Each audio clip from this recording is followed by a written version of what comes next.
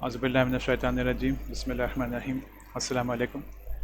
आज हम transmission line की रिफ्लेक्शन और रिफ्लेक्शन करेंगे। ख़ास के हम जो स्पेशल केसेस कुछ करेंगे जिसमें कि हम ट्रैवलिंग वेव्स की रिफ्लेक्शन और रिफ्लेक्शन देखेंगे ऐसी लाइन पे जो कि ओपन सर्किट हो गई हो या शॉर्ट सर्किट हो गई हो। और तीसरा एक स्पेशल केस होगा कि ट्रांसमिशन लाइन किसी केबल से कनेक्ट हो गई हो। तो ये 3 केसेस हम करेंगे और उसके बाद फिर हम कुछ न्यूमेरिकल प्रॉब्लम्स सॉल्व करेंगे। तो इसमें हम तो स्टार्ट करते हैं। तो पहला जो है वो है कि आउटकम कि the student can determine the reflection and refraction coefficients of traveling waves in a open circuited in the line open circuited at the receiving end। तो ये पहला केस है।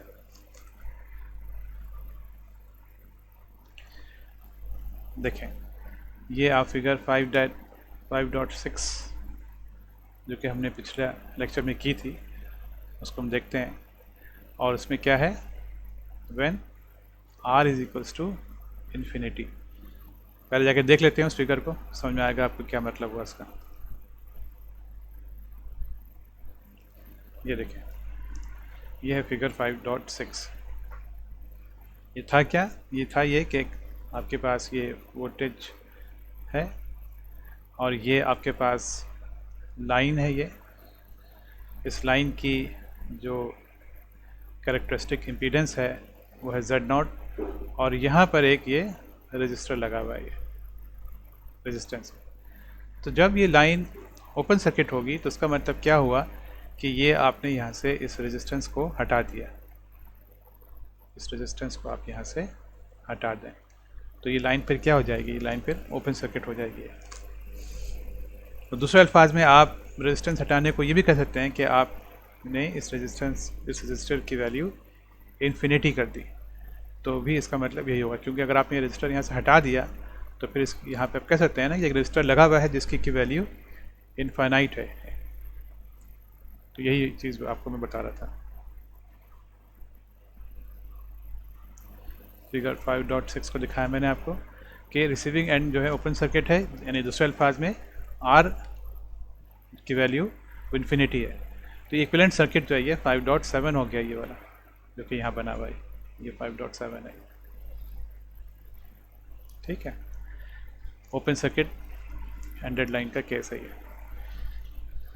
तो हमने जो पिछले लेक्चर में हमने किया था, तो हमने ट्रैवलिंग वेव्स की रिफ्लेक्शन और रिफ्रैक्शन के फार्मूले डिराइव किए थे, आपको याद होगा। तो फार्मूले आपको याद हैं क्या? चलिए लिख देता हूँ मैं एक दफ़ा वो, बल्कि मैं पहले वो फिगर भी बना देता हूँ जो फिगर जो आपको मैं दिखाई थी 5.6 जो है ये फिगर 5.6 कि ये आपके पास इस तरह से है ये, और फिर आपके पास यहाँ पे ये आप इसको शो कर दें।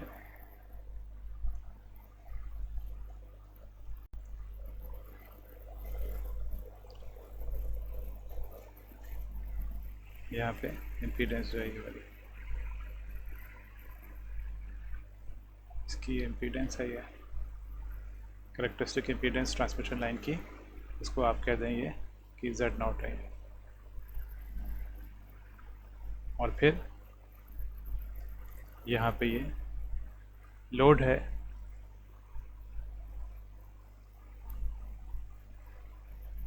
ये R है इसकी वैल्यू। तो हमने कुछ फार्मूले डिराइव किए थे। पहले तो हमने ये कहा था, आपको याद, थोड़ा सा मैं रिव्यू करा दे रहा हूँ कि पहले मैंने कहा था कि अगर जो वेव आ रही है जो कि इनकमिंग वेव है, वो हमने कहा था इनकमिंग वेव को इनकमिंग वेव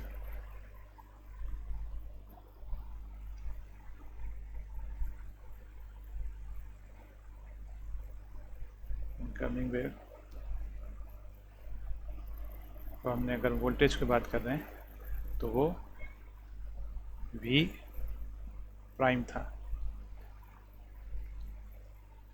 इसको हम फॉरवर्ड वेव भी कहते हैं, इनकमिंग वेव को हम फॉरवर्ड वेव भी कहते हैं। इसको मैं भी लिख देता हूँ मैं, फॉरवर्ड।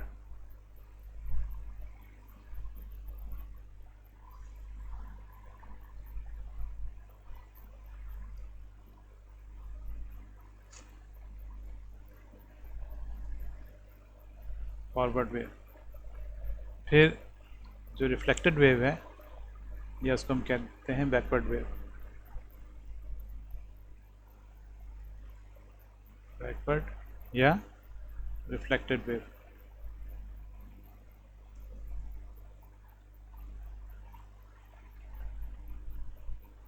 इसको हम कहेंगे वी डबल प्राइम। ये वोल्टेज की बात करें ना, करंट में भी ऐसी होती है। अगर करंट की बात करेंगे, चलो मैं करंट भी लिख देता हूँ यहाँ पे इस तरह से करके। अगर करंट की बात हो रही है तो ये आई प्राइम होगा, फॉरवर्ड करंट वेव जो है, और बैकवर्ड करंट वेव वो आई डबल प्राइम होगी। और फिर जो ट्रांसमिटेड वेव है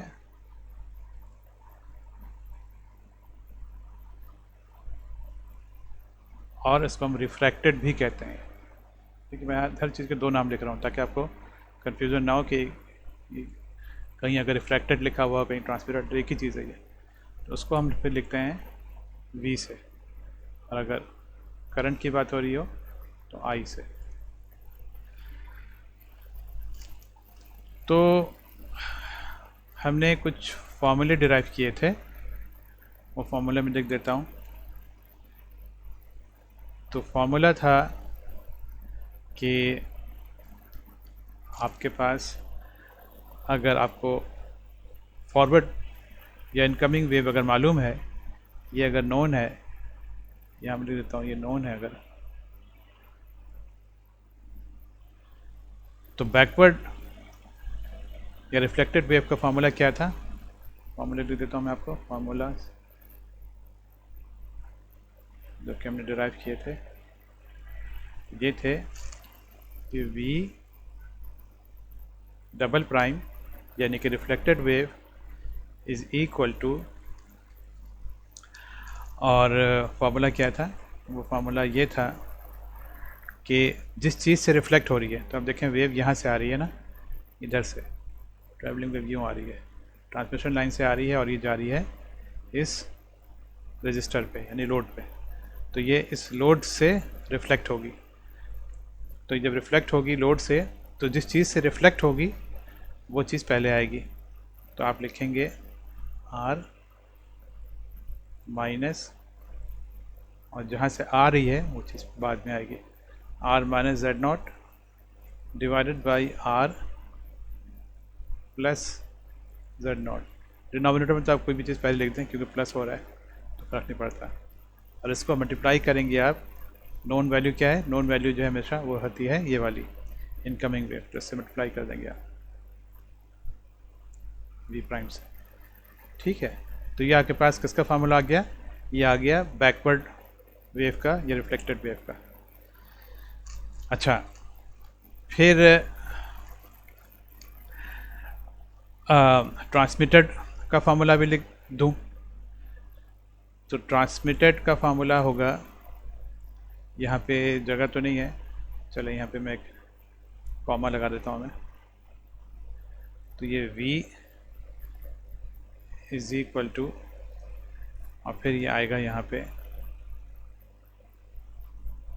कि जिस चीज़ पे ट्रांसमिट हो रही है, तो ये ट्रांसमिट किस चीज़ पे हो रही है, R में ट्रांसमिट हो रही है, आ रही है Z से, Z नॉट से ना, तो ये चीज़ ऊपर आएगी, ये ऐसे आएगी ऊपर,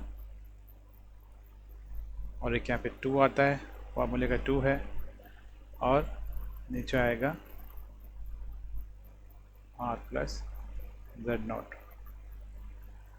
और यहाँ पे जो नॉन वैल्यू है जो गिवन है ये है forward wave, incoming wave V prime.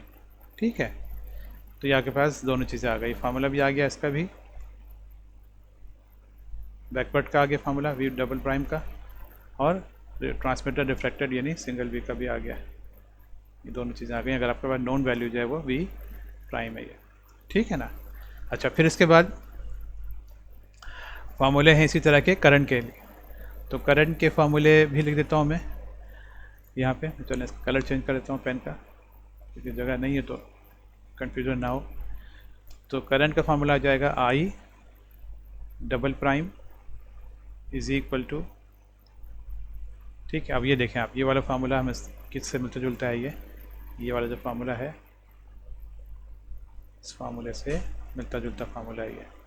तो ये आएगा I double prime is equal to, यहाँ देखें माइनस आ जाएगा और बाकी सारी चीज़ें ऐसी हो जाएंगी।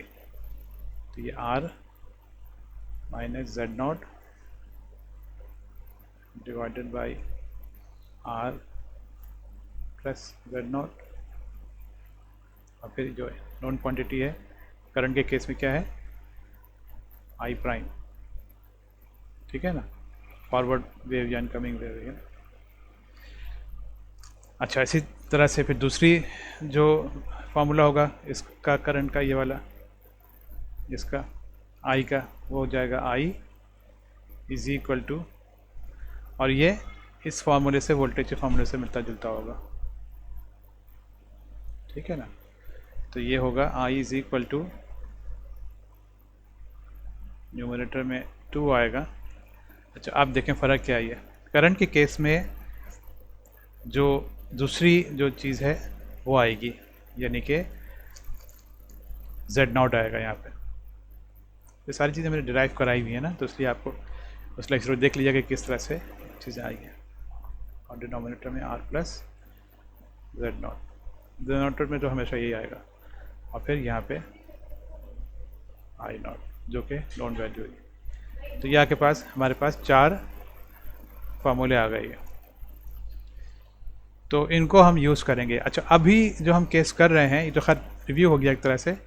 अभी जो हम केस कर रहे हैं उस केस में हमें जो करना है वो हमें करना है when R is equal to infinity, when R is equal to infinity, ठीक है ना,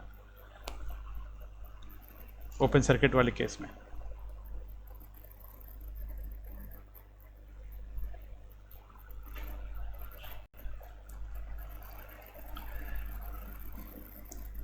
ठीक है ना।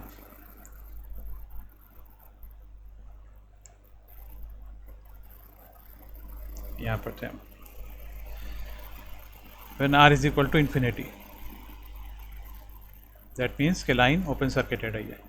तो अब हम फार्मूले वही यूज़ करेंगे जो फार्मूले हमने अभी आपको दिखाएंगे।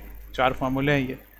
तो हमारे पास जो फार्मूला है, पहले हम निकालेंगे ट्रांसमिटेड। देखिए, ट्रांसमिटेड भी कहते हैं, रिफ्लेक्टेड भी कहते हैं, ट्रांसमिटेड वोल्टेज। तो हमारे पास वो क्या फार्मूला आएगा देख लें, ये अभी हमने डिराइव किया। ये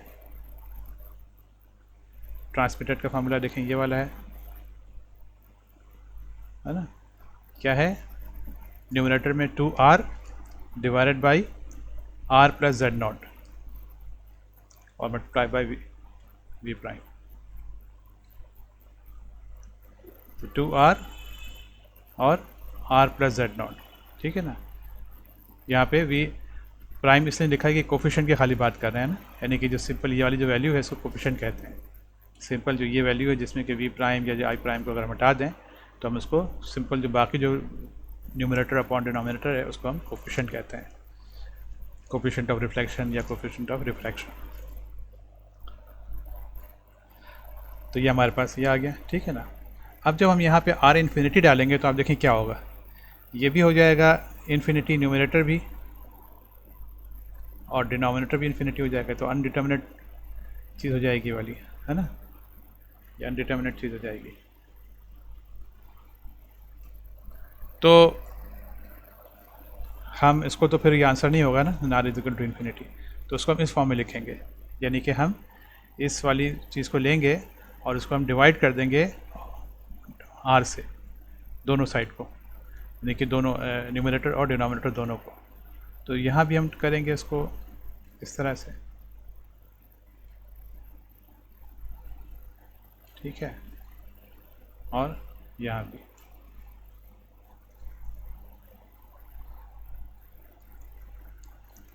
क्योंकि दोनों न्यूमरेटर डिनोमिनेटर में एक ही चीज़ कर रहे हैं तो जाहिर सी बात है इसका इफेक्ट कैंसिल हो जाएगा, कोई फ़र्क नहीं पड़ेगा। तो आप देखें क्या होगा, न्यूमरेटर में ये आर कैंसिल हो जाएगा और सिर्फ 2 बच जाएगा। ये देखें सिर्फ 2 बच गया।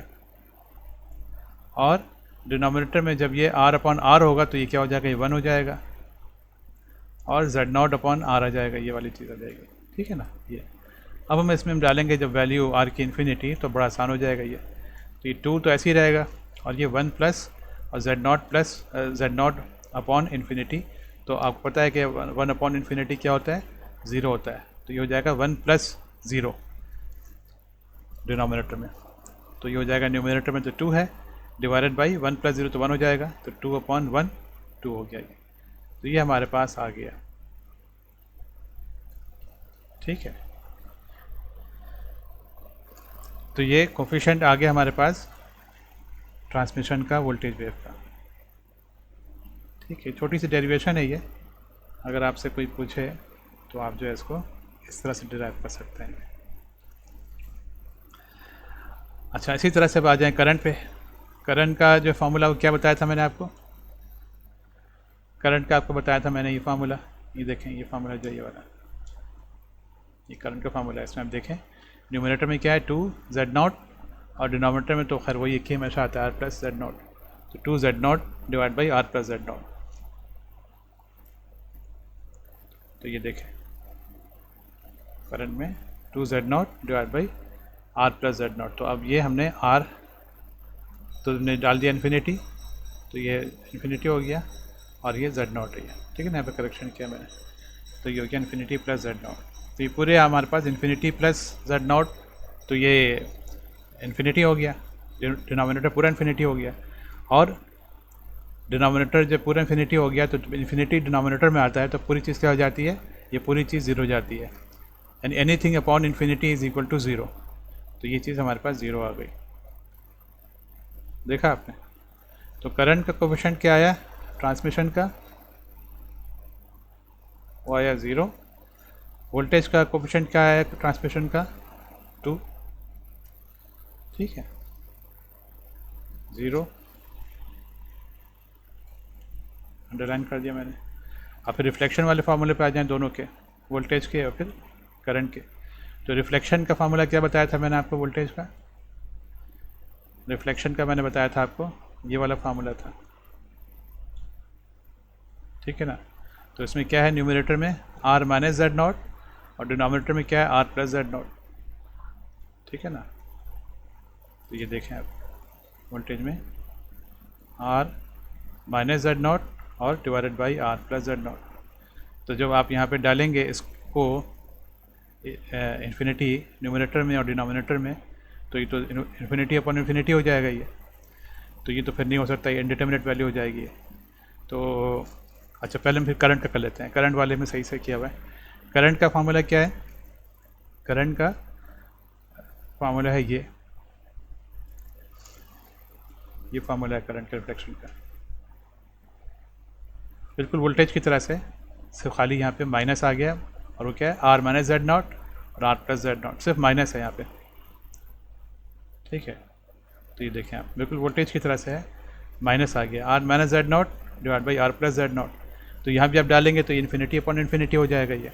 ठीक है ना। तो हम क्या करेंगे, इसको हम डिवाइड कर देंगे जैसे हमने किया था ऊपर, दोनों न्यूमरेटर और डिनोमिनेटर दोनों को इन्फिनिटी से डिवाइड कर देंगे। तो ये हो जाएगा आर अपॉन आर 1 हो जाएगा, ये देखें 1 आ गया ये। और फिर जेड नॉट अपॉन आर, तो ये जेड नॉट अपॉन आर हो जाएगा ये।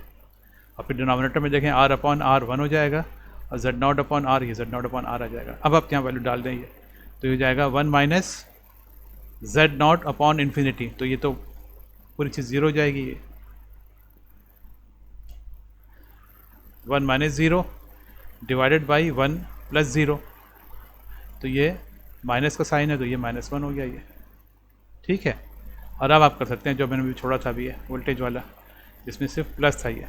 तो ये देखें अब यहाँ भी हम वही करेंगे, इसको हम डिवाइड करेंगे दोनों न्यूमरेटर डिनोमिनेटर को आर से, जैसे यहाँ किया भाई ये पूरी चीज़ जो है ये पूरी चीज़ इस तरह से वही चीज़ हो जाएगी, खाली यहाँ पे माइनस नहीं है इसमें। तो आप देख लेते हैं ये तो ये चीज़ हो जाएगी यहाँ पे, ये 1 हो जाएगी, ठीक है। नहीं तो फॉर्मूले का माइनस नहीं है यहाँ पे, इसलिए +1 हो जाएगी। तो ये हमारे पास आ गया है वोल्टेज का, ठीक है ना। तो ये हमने फिर निकाल लिया, ये रिफ्लेक्शन कोएफिशिएंट निकाल लिया वोल्टेज का, और रिफ्लेक्शन कोएफिशिएंट निकाल लिया करंट का। तो एक दफ़ा फिर देख लेते हैं।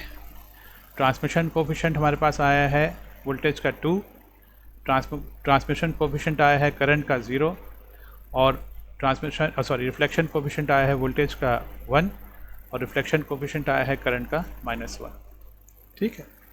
ये हमने कर लिया पहला। The student can determine the reflection and refraction coefficients of travelling waves in the line open circuited at the receiving and. अब दूसरे पे आ जाते हैं। यहाँ पे शॉर्ट सर्किटेड है, पूरी चीज़ वही है। तो the student can determine the reflection and refraction coefficients of a travelling wave in a line short circuited at the receiving and. खाली सिर्फ शॉर्ट सर्किट आ गया, पहले में ओपन सर्किट था। तो अब आप देख सकते हैं, इसका खुद इमेजिन कर सकते हैं क्या होगा यहाँ पे। जैसे पिछले वाला केस था, उसमें R इन्फिनिटी था, जब शॉर्ट सर्किट करते हैं आप तो क्या हो जाता है, ये R जो है ये क्या हो जाएगा शॉर्ट सर्किट में केस में 0 हो जाएगा ये। तो जहाँ पर पहले इन्फिनिटी था ओपन सर्किट में, यहाँ पे ये 0 हो जाएगा। बाकी सारे फार्मूले हम वही यूज़ करेंगे ये। तो इस पर आ जाते हैं हम। ये इस वाले केस में ये फिगर 5.6 जो दिखाई थी मैंने आपको, उसमें R जो है आप 0 कर देंगे, तो ये आपके पास जो है ये शॉर्ट सर्किट वाले केस आ जाएगा ये। तो फिर वही फार्मूला आ जाएगा आपके पास जो हमने अभी किया था, सेम फार्मूला है। तो ये वोल्टेज में जब हम आएंगे तो ये फार्मूला क्या है, ये फिर देख लें। हमारे पास फार्मूला है ट्रांसमिशन का, उसमें न्यूमरेटर में है वोल्टेज में 2R और डिनोमिनेटर में है R + Z0, ठीक है। 2R divide by R + Z0। ये देखिए आप, 2R divide by R + Z0। तो अब आप यहाँ पर इसको सॉल्व करेंगे इसको आप। तो यहाँ पे अब आप डाल दें R की जगह पे 0, तो न्यूमरेटर तो 0 हो जाएगा, और फिर Z0 प्लस R, और R क्या है 0, तो Z0 प्लस 0 तो Z0 ही रहेगा। तो डिनोमिनेटर में आ गया Z0, और न्यूमरेटर में क्या था, न्यूमरेटर था 0, तो 0 अपॉन एनीथिंग वो 0 ही होती है। तो ये हमारे पास ये आ गया, ठीक है। ट्रांसमिशन कोएफिशिएंट वोल्टेज का आ गया 0। अब आते हैं हम transmission coefficient of current wave. तो करंट का फार्मूला हम देख लेते हैं। करंट का फार्मूला ये है, आपको याद हो गया होगा अब तो, जिसमें कि कोई भी प्राइम नहीं डला हुआ हो, कोई भी डैश नहीं डला हुआ हो, वो ट्रांसमिशन का या रिफ्रैक्शन का वो होता है। ये ट्रांसमिशन का है करंट का। तो इसमें क्या है, न्यूमरेटर में 2Z0 और डिवाइड बाई R + Z0, ठीक है। 2Z0 upon R + Z0। तो ये देख लीजिए आप, ये फार्मूला है 2Z0 divide by R + Z0। तो अब आप यहाँ पे R जब 0 डालेंगे डिनोमिनेटर में आएगा सिर्फ, क्योंकि न्यूमरेटर में तो R है ही नहीं। तो ये Z0 प्लस 0 Z0 हो जाएगा ये। तो आपके पास क्या बचेगा, ये न्यूमरेटर में 2Z0 और डिनोमिनेटर में Z0। तो Z0 कैंसिल हो जाएंगे, है ना। ये हो जाएगा 2Z0 डिवाइडेड बाई Z0। तो ये कैंसिल हो जाएगा ये। तो क्या बचेगा, ये बचेगा 2, ठीक है। तो ये ट्रांसमिशन कोएफिशिएंट आ गया करंट वेव का। तो ट्रांसमिशन कोएफिशिएंट वोल्टेज वेव का क्या आया था 0, ट्रांसमिशन कोएफिशिएंट करंट का क्या आया है वो 2 है। ये इससे आप कंपेयर कर लीजिए। इसमें जो है वो वोल्टेज का आया था 2 और करंट का आया था 0 ओपन सर्किट में। ओपन सर्किट में वोल्टेज का 2 था और करंट का 0, और शॉर्ट सर्किट में वोल्टेज का 0 है और करंट का 2 है ये, ठीक है ना। ये देखा आपने। अच्छा जी, अब हम आते हैं reflection coefficient of voltage wave पे। तो रिफ्लेक्शन का फार्मूला क्या है? ये रिफ्लेक्शन का फार्मूला ये है। तो इस फार्मूले में r माइनस जेड नॉट और r प्लस जेड नॉट है, ठीक है। तो ये r माइनस जेड नॉट और r प्लस जेड नॉट है ये। तो इसमें आप r की जगह पर डालें न्यूमरेटर में 0 और डिनोमिनेटर में 0, तो क्या बचेगा? ये बचेगा minus Z not upon Z naught. तो जेड नॉट कैंसिल और ये -1 बच जाएगा ये, ठीक है। तो ये आ गया। और फिर रिफ्लेक्शन कोफिशिएंट आप निकालें करंट वेव का। तो करंट वेव का देखते हैं। करंट वेव का ये फार्मूला है, ये वाला है ना, ये फार्मूला है ये वाला। तो ये माइनस है और बाकी फार्मूला वही है जैसे कि वोल्टेज का, r माइनस जेड नॉट और r प्लस जेड नॉट। तो ये देखिए माइनस आ गया ये, और ये r माइनस जेड नॉट और divide by r plus Z naught. तो यहाँ पे आप 0 डालेंगे तो ये हो जाएगा,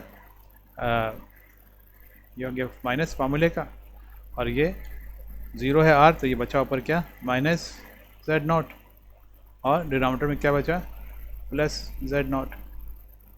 तो ये जेड नॉट कैंसिल और ये माइनस प्लस हो जाएगा ये +1 आ गया, ठीक है। तो ये आपके पास आ गया ये। तो आप देखें वोल्टेज का आया है -1 शॉर्ट सर्किट के केस में, और करंट का आया है +1, ठीक है। इसका आप देखें शॉर्ट सर्किट वाले केस में वोल्टेज का था +1 और करंट का था -1, ठीक है। इसमें आपके पास उल्टा आया है, वोल्टेज का -1 और करंट का +1। तो ये हमने कर लिया। दूसरा आउटकम भी हमने कर लिया। The student can determine the reflection and refraction coefficients of travelling waves in a line short circuited at the receiving and. अब हम आते हैं तीसरे पे, ये बहुत आसान है। The student can determine the reflection and refraction coefficients of traveling waves in a line connected to a cable। अब कहीं पे ट्रांसमिशन लाइन है, ट्रांसमिशन लाइन तो ओवरहेड जा रही होती है ना, लेकिन बाज़ औक़ात उसको आपको किसी केबल से कनेक्ट करना पड़ता है। तो अब आप किसने उसको किसी केबल से कनेक्ट किया, तो केबल की ज़ाहिर सी बात है जो कैरेक्टरिस्टिक इम्पीडेंस है वो ट्रांसमिशन लाइन जो ओवरहेड है उससे उसके बराबर नहीं होती है, उससे मुख्तलिफ होती है।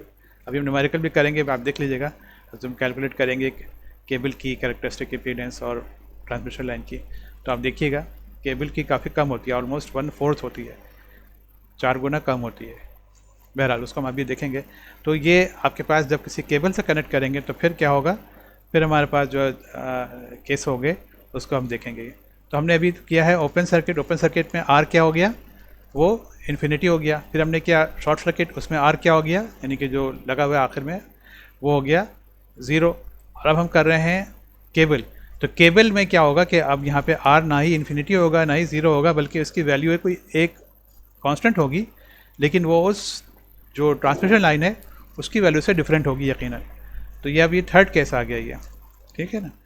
तो अब हम इस थर्ड केस को करते हैं कि इस केस में रिफ्लेक्शन एंड रिफ्रैक्शन हमारे पास क्या होंगी। तो ये हमारे पास एक ट्रांसमिशन लाइन है जिसको हमने शो किया है ZL से।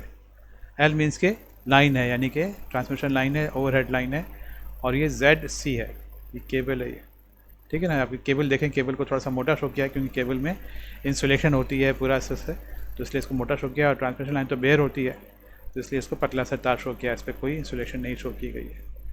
तो ये ZL है और ये केबल का ZC है, ये C इज़ फॉर केबल और L जो है वो लाइन के लिए है।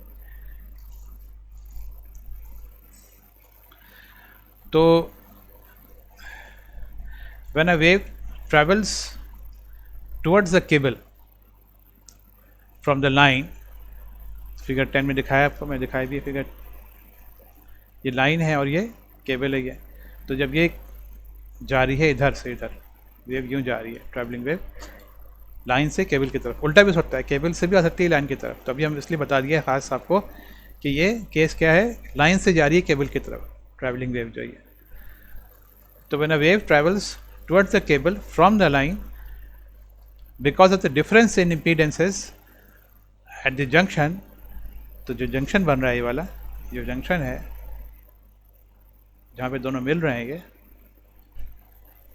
यहाँ पे रिफ्लेक्शन एंड रिफ्रैक्शन होगी, तो द डिफरेंस इन इम्पीडेंस, तो part of the wave is reflected and the rest is transmitted, तो यहाँ पे रिफ्लेक्शन होगा और रिफ्रैक्शन होगा।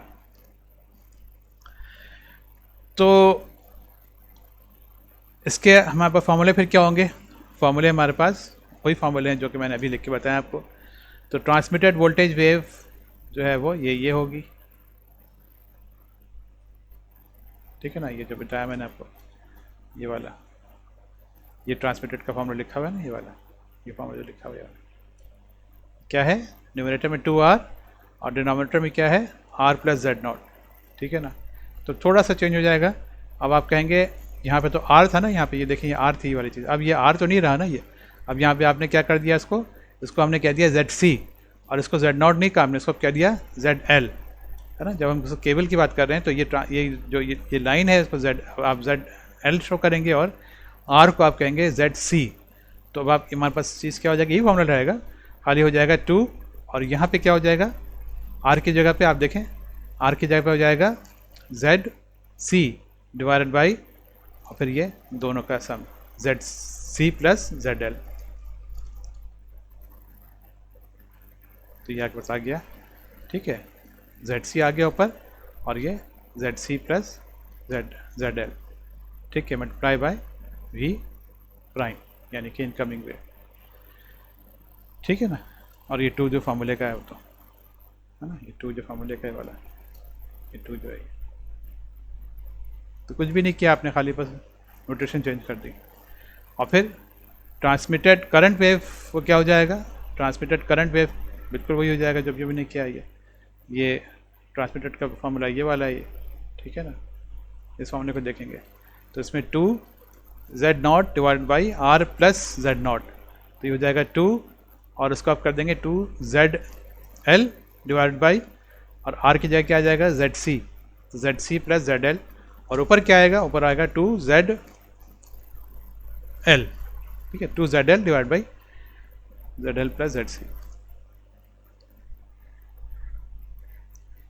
तो ये देखें 2 ZL divide by ZL plus ZC multiply by I prime, ठीक है ना। ये उस करंट का फार्मूला आ गया, ट्रांसमिटेड करंट का, है ना, क्योंकि आपने देखा इसमें कि कोई प्राइम वगैरह नहीं लगा हुआ है ये इसमें आई में और इस तरह में, तो ये किसका फार्मूला है, ये ट्रांसमिटेड वोल्टेज और ये ट्रांसमिटेड करंट का है। और दूसरा क्या कहते हैं एक और भी लफ्ज़ इसके लिए, रिफ्रैक्टेड वोल्टेज या रिफ्लेक्टेड करंट, तो ये 2 हो गए। और फिर इस तरह से रिफ्लेक्टेड वोल्टेज का फार्मूला क्या होगा, रिफ्लेक्टेड वोल्टेज का फार्मूला जो अभी हमने किया है, तो याद हो जाना चाहिए आपको, रिफ्लेक्टेड वोल्टेज का फार्मूला क्या है, ये R माइनस जेड नॉट और divide by R plus Z naught. तो यहाँ पे ये R हो जाएगा क्या, ZC minus ZL divide by ZC plus ZL, ठीक है ना। तो ये आ गया ZC minus ZL divided by ZC plus ZL multiply by V prime. और फिर रिफ्लेक्टेड करंट वेव का क्या आ जाएगा फार्मूला, रिफ्लेक्टेड करंट वेव का फार्मूला जो है वो बिल्कुल वोल्टेज की तरह से है, ये वाला फार्मूला है ये, ठीक है ना, ये फार्मूला है ये। तो ये वही फार्मूला है, इसमें R खाली यहाँ माइनस आ गया, इस फर्क है ये। तो R minus Z naught divide by R plus Z naught, तो ये क्या हो जाएगा, ZC minus ZL divide by ZC plus ZL, और माइनस आएगा फार्मूले का मल्टीप्लाई बाई I प्राइम, तो ये आ गया आपके पास, ठीक है ना, माइनस आ गया फार्मूले का, और ZC minus ZL divide by ZC plus ZL, ये करंट का फार्मूला आ गया ये आसान था, सिर्फ हमने इसकी वही फार्मूले जो हमने लास्ट लेक्चर में इनमें डिराइव किए थे उनमें हमने नोटेशन चेंज कर दी केबल से जब कनेक्शन होगा ये, ठीक है। तो हमने ये भी कर लिया। तीसरा था the student can determine the reflection and refraction coefficients of travelling waves in a line connected to a cable. Cable से कनेक्ट करेंगे तो क्या होगा, तो ये भी हमने फार्मूले, चारों फार्मूले लिख लिए। और अब लास्ट है ये, कुछ हम न्यूमेरिकल कर लें।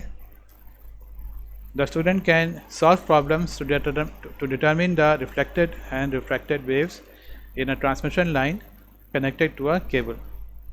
तो ये केबल के हम केसेस जो हैं उसमें हम इसको हम न्यूमेरिकल से सॉल्व कर लें, हम रिफ्लेक्शन और रिफ्रैक्शन मालूम कर लें। ये बहुत ही आसान है, सिर्फ आपको वैल्यूज़ प्लग इन करनी होंगी। तो ये न्यूमेरिकल आ गया ये। अब ये न्यूमेरिकल में आपको दिखाया है ये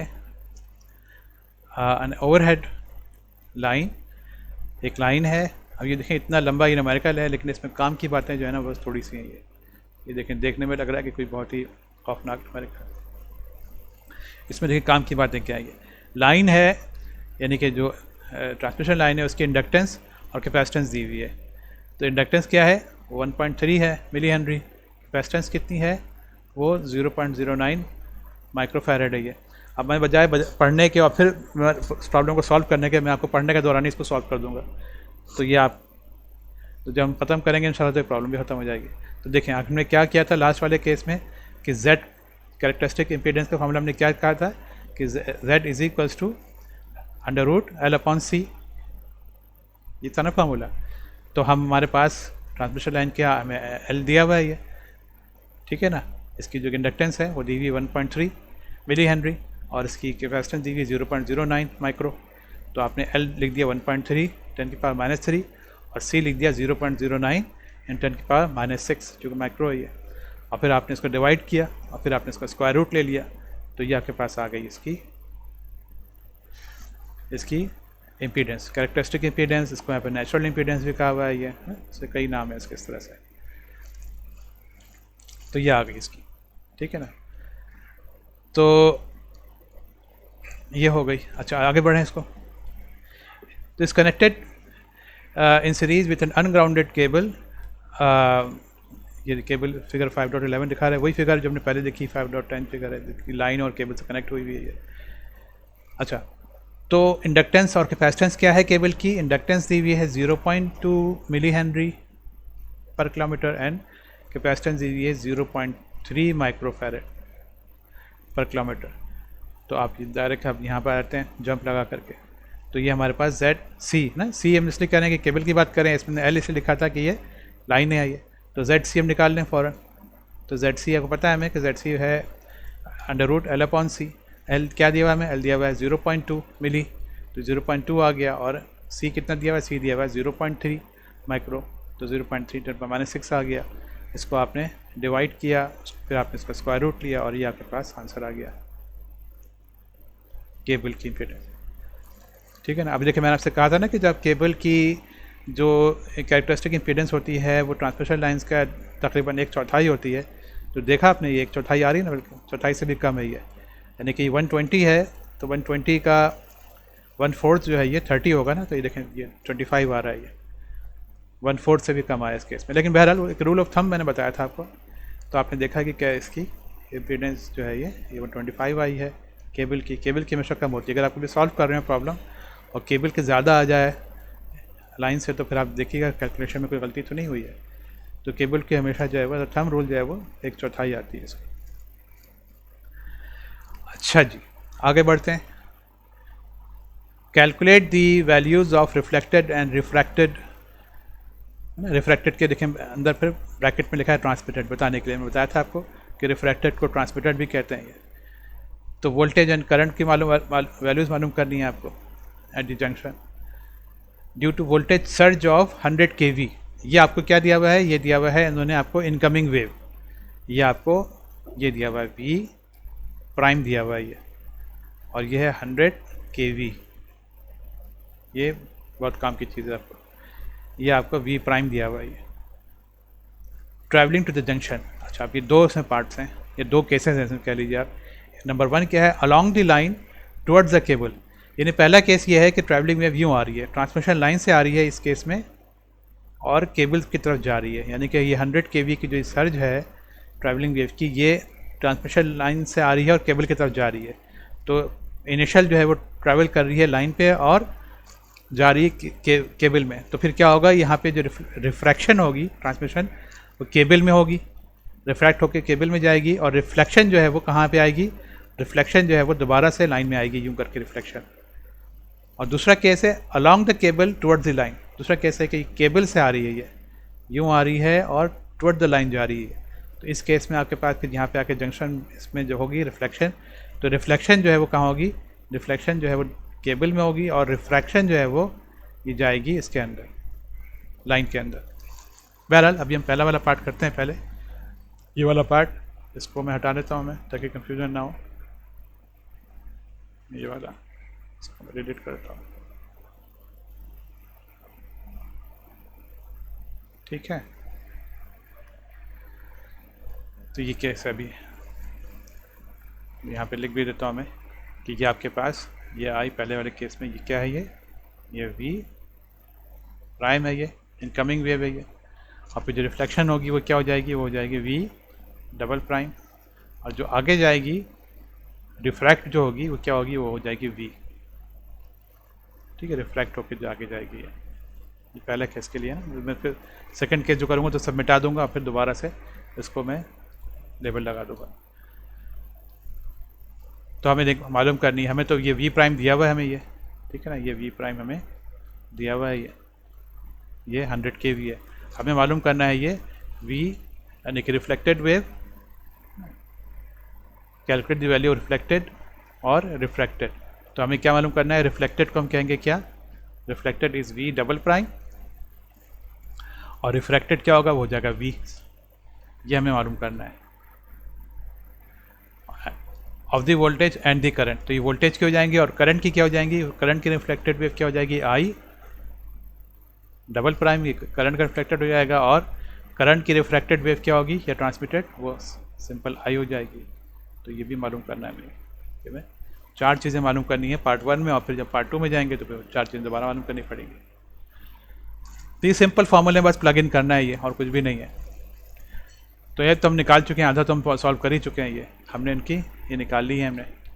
तो इसकी लाइन की हमने इम्पीडेंस निकाल चुके हैं, केबल की इम्पीडेंस निकाल चुके हैं। तो अब हमें निकालना है, पहले हम निकाल लेते हैं ये,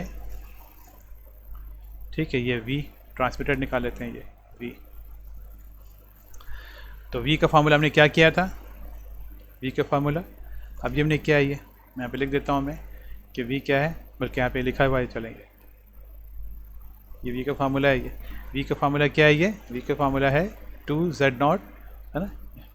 वी इज इक्वल टू, मैंने क्या बताया था आपको कि यहाँ पे क्या आएगा, न्यूमरेटर में 2 आएगा, ठीक है, और यहाँ पे आपके पास आएगा ZC, ठीक है ना।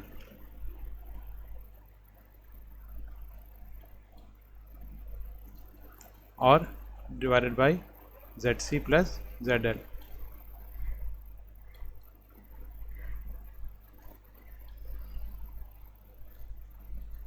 ठीक है ना। इसको किस तरह से किया, ये आपको ये किस फॉर्मूले से आया, ये आपको चले फिर दोबारा से रिमाइंड करा दूँ। ये हमारे पास आया था किस तरह से, ये आया था हमारा इस तरह से, इस वाले फार्मूले से।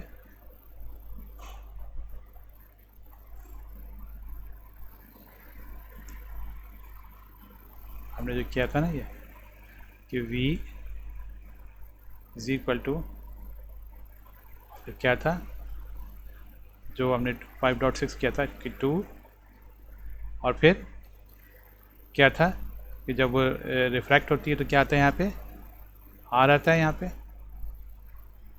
ठीक है ना। और नीचे क्या था, Z0 प्लस R,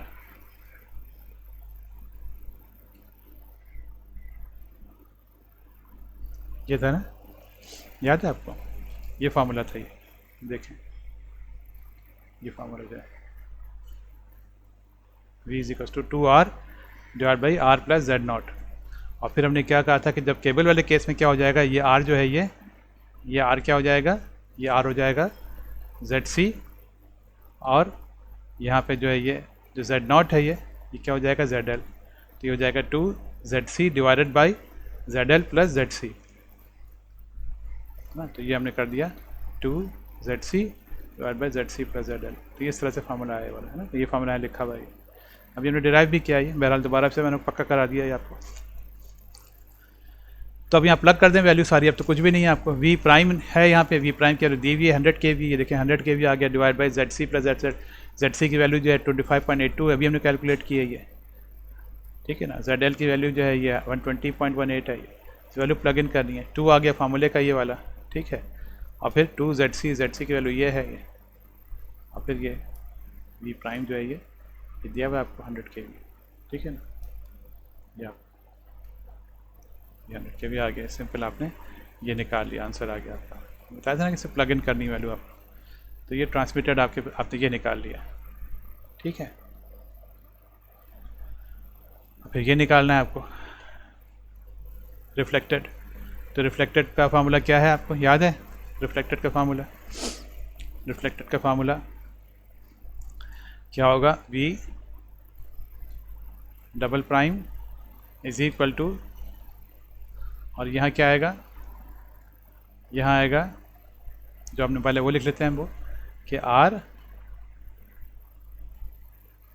माइनस क्या था Z0 और R plus Z0 into V single prime, ठीक है ना। जो इस वाले केस में, केबल वाले केस में क्या हो जाएगा? ये हो जाएगा R की जगह क्या आ जाएगा? R की जगह आ जाएगा ZC माइनस और ये ZL divided by ZC plus ZL, ठीक है, इंटू V प्राइम ZC है ना, ये formula ZC minus ZL divide by ZC plus ZL into V prime, तो ये आएगा। चलिए अगले स्लाइड पे चलते हैं, सही है ना। ये देखें ZC minus ZL divide by ZC plus ZL into V prime, ये है। सिर्फ वैल्यू प्लग इन कर दें आप सारी यहाँ पे, तो आपके पास ये आंसर आ गया, ठीक है। ये आ गया, तो हमने क्या निकाल लिया? हमने ये भी निकाल लिया। इसके बाद ये निकालना है करंट का वैल्यू। तो करंट के निकालने का दो तरीके हैं। एक तो जो फार्मूला आपको बताए हैं पहले, ठीक है ना, जो फार्मूले आपको किए हैं वाले, ये वाले फार्मूले जो हैं, ये करंट का फार्मूला है, ये वाला, ये करंट का फार्मूला है, ये वाला, ये फार्मूला कर लें आप। ये दूसरा ये कि आपके पास चूँकि वोल्टेज वैल्यू आ गई है और इम्पीडेंस मालूम है, तो ओम्स लॉ से निकाल लें आप वैल्यूज़ करंट की, ठीक है। तो वो यही कर लेते हैं। तो करंट की वैल्यू आपको निकालनी है, तो करंट की वैल्यू आप निकाल सकते हैं, सिंपल जो है वो। तो आपको ये निकालनी है दो वैल्यू, देखिए ये रिफ्लेक्टेड करंट वेव और रिफ्रैक्टेड करंट वेव। तो ये आप आ जाए यहाँ पे करंट पे। तो करंट में ट्रांसमिटेड करंट यानी कि बेसिकली क्या है? Refracted current. रिफ्रैक्टेड करंट निकालने के लिए तो हम दूसरे तरीके से कर लेते हैं कि चूँकि हमने रिफ्रैक्टेड या ट्रांसमिटेड वोल्टेज निकाल चुके हैं, तो ये क्या हो जाएगा? Transmitted current is equals to transmitted voltage divide by ZC, ठीक है। ये ट्रांसमिटेड वोल्टेज की वैल्यू क्या आई है? 35.37 डिवाइड बाई आपके पास वो आ जाएगा ZC जो है। तो इसको आप निकाल लें, ये वैल्यू डाल दिए 35.37 × 10⁻³ डिवाइड बाई ZC की वैल्यू क्या है? 25.82, और ये आपके पास आ गया ट्रांसमिटेड करंट आ गया। रिफ्लेक्टेड करंट निकाल सकते हैं आप। Reflected current will be equal to, reflected current निकालने का भी वही तरीका है, तो आप पूरा फार्मूले से निकाल लें, इस फार्मूले से, इस तरीके से, या सिंपल आप ओम्स लॉ से निकाल लें, ओम्स लॉ से निकाल लें आप। तो reflected current is equals to, ये reflected current is equals to reflected voltage यानी कि I double prime is equals to V double prime over ZL। अच्छा, अब यहाँ पे देखिएगा, यहाँ पे माइनस आता है, ये हमेशा करंट वाले फार्मूले में जो ओम्स लॉ है उसमें रिफ्लेक्टेड करंट में माइनस आता है ये, ठीक है। ये चीज़ हमने पहले लेक्चर में की थी ये, कि रिफ्लेक्टेड जो है वेव, करंट वेव जो है वो I double prime is equals to minus V double prime over Z, तो ये माइनस आता है, यानी कि वोल्टेज जो रिफ्लेक्टेड वेव और करंट वेव के साइन अपोजिट होते हैं हमेशा। एक साइन कभी भी नहीं होंगे। अगर आपके करंट और रिफ्लेक्टेड वोल्टेज के साइन एक आ रहा है, इसका मतलब आपने कुछ गलती की है। तो ये आपने यहाँ पे माइनस, इसका आगे फार्मूले का। तो अब ये रिफ्लेक्टेड वोल्टेज क्या आया है, रिफ्लेक्टेड वोल्टेज की वैल्यू ये आई है -64.63, ये आ गया -64.63। ये वाला माइनस जो है ये फार्मूले का है ये, और ये वाला माइनस जो है ये इसकी वैल्यू है आई है, ठीक है, डिवाइडेड बाई ZL। तो ये ZL की वैल्यू 120.188, और ये आ गया आपके पास, ये दोनों माइनस प्लस हो गए और ये हो गया प्लस 537.74 एम्पियर। ये आपके पास आंसर आ गया। तो एक सवाल आप यहाँ पूछ सकते हैं, ये क्योंकि पूछना चाहिए कि आप कह सकते हैं कि जो ट्रांसमिटेड करंट में जो निकाला है हमने, वो हमने डिनोमिनेटर में डिवाइड किया है ZC से, और जो रिफ्लेक्टेड करंट निकाला है उसमें हमने डिवाइड किया है डिनोमिनेटर में ZL से। तो ये क्या है? तो ये थोड़ी समझने की बात है, ये बता देता हूँ मैं आपको। देखें, ये हमारे पास जो आ रही है वेव, ये इनिशियल वेव है ना, ये V प्राइम जो है, ये जो मैंने बड़ी से बनाई है ना, ये जो है ये आई है, ये आई, ये वाली वेव, ये आई वेव। और फिर जो रिफ्लेक्ट हुई है वो कहाँ गई है? रिफ्लेक्ट जो हुई है वो वापस गई है किसमें? लाइन में गई है, ठीक है। तो इसलिए जो रिफ्लेक्शन जब आप निकालेंगे करंट का, उसमें आप लाइन के रेजिस्टेंस से डिवाइड करेंगे। रिफ्लेक्शन में आप डिवाइड करेंगे लाइन से, क्योंकि रिफ्लेक्शन वाली जो वेव है वो गई कहाँ है? दोबारा लाइन में गई है, इसलिए आपने यहाँ पे ZL लिखा है ये, ठीक है। आई बात समझ में? इसलिए यहाँ पे हमने इसको किया ही है। अच्छा, और आप देखें जो रिफ्रैक्ट हुआ है, ये वोल्टेज जो है ये रिफ्लेक्ट हुआ है, ये इधर गया, और जो रिफ्रैक्ट हुआ है, जो ट्रांसमिट हुआ है, ये कहाँ गया? ये गया है केबल के अंदर, केबल में। देख रहे हैं ना, केबल में रिफ्लेक्ट हुआ, ट्रांसमिट केबल में हुआ है ना। तो इसलिए आपने जो ट्रांसमिटेड करंट जो निकाला है इसमें आपने उसको डिवाइड किया है ZC से, ठीक है, क्योंकि ये केबल में जा रहा है ना, तो ZC से डिवाइड करेंगे वोल्टेज को। तो ये एक चीज़ थी बताने की है, तो इसमें गलती नहीं कीजिएगा ये, ठीक है। ये ख़त्म हो गया।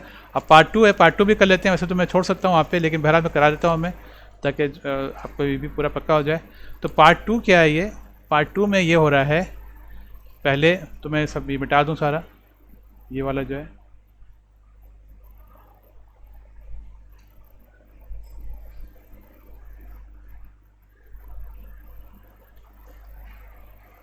ठीक है, ये सब मिटा दिया यहाँ पे। अच्छा, पार्ट 2 में ये है along the cable towards the line. अब क्या हो रहा है आपके पास कि आपके पास जो इनकमिंग वेव है, इंसिडेंट वेव जो कहते हैं, वो यूँ आ रही है, केबल से आ रही है यूँ। ये आपके पास वोल्टेज वेव है, ये वाली।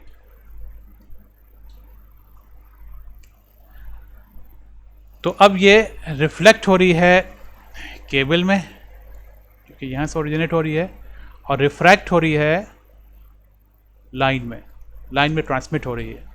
तो आपके पास जो ये वाली जो होगी, ये V होगी, चूँकि ये लाइन में ट्रांसमिट हो रही है, और ये जो रिफ्लेक्ट हो रही है ये वाली होगी, ये डबल प्राइम, ठीक है। इस तरह से ये, ठीक है। तो फिर बताता हूँ मैं, ये आई केबल से ये बड़ी वाली बनाई मैंने, ये V प्राइम है ये, बल्कि इसको मैं ऊपर लिख देता हूँ मैं, यहाँ से ऐसे कर कर,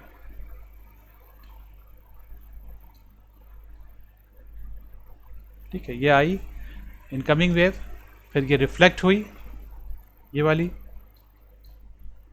तो ये V डबल प्राइम हो गई, और ये रिफ्लेक्ट हुई या ट्रांसमिट हुई ये वाली, और ये किस में हुई ट्रांसमिट? ये लाइन में ट्रांसमिट हुई, तो ये V है। तो अब ये हो गया हमारे पास। तो अब हमें करना है ये सॉल्व किया। अब देखें कैसे होगा ये। तो अब हम करेंगे, सबसे पहले हमें निकालना है, वहाँ भी हमें ये चीज़ें निकालनी होंगी। यहाँ पे थोड़ी जगह बना लूँ काम करने के लिए।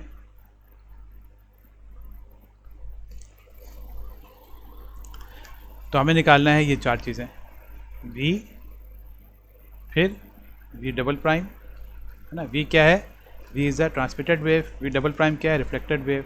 और फिर करंट पे निकालना है हमें I और I डबल प्राइम, यानी कि ट्रांसमिटेड करंट और रिफ्लेक्टेड करंट। ये चार चीज़ें निकालनी है।